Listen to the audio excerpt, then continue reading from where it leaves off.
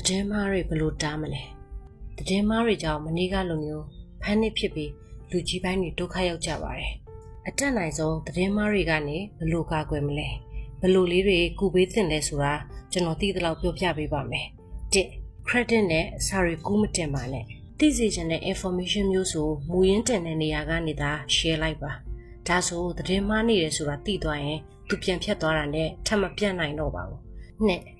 ပောက်ကရ page တွေကတင်တဲ့သတင်းတွေအတက်နိုင်ဆုံးမယုံပါနဲ့သူတို့တွေက like follow ရဖို့သတင်းမားတွေစဖြန့်လေးရှိပါတယ်ဟာသတင်တဲ့ page တွေတွေ့ကြအကုန်ရှောက်ကူတင်တဲ့ page တွေရှိကနေသတင်းမားတွေစဖြန့်လေးရှိပါတယ်3 information တစ်ခု share ပေးတော့မယ်ဆိုတင်ထားတဲ့သူရဲ့အကောင့်ထဲဝင်ကြည့်လိုက်ပါ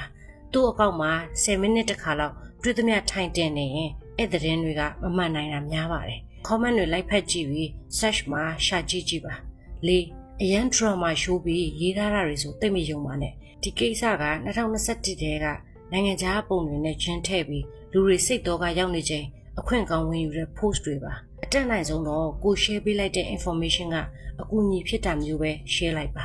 မဟုတ်ရင် post တွေဖောင်းပွားပြီးတကယ်လိုအပ်တဲ့နေရာတွေအတွက်လက်ဟာနေနိုင်ပါတယ်ပြန်ကူးမတင်နဲ့ဆိုတာအချို့နေရာတွေမှာကယ်ပြီးသားဖြစ်နေတဲ့နေရာတွေရှိပါတယ်အဲ့ဒါကိုပြန်ကူးတင်ကြတော့အခုထိမကယ်ရသေးသလိုဖြစ်ပြီးတိုင်တွေပတ်ကြပါတယ်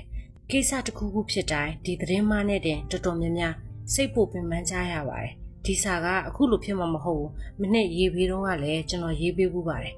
ဘာလို့ပေးရမှန်းမသိရင်ဒါလေးတွေပူပေါင်းကူညီပေးလို့ရပါတယ်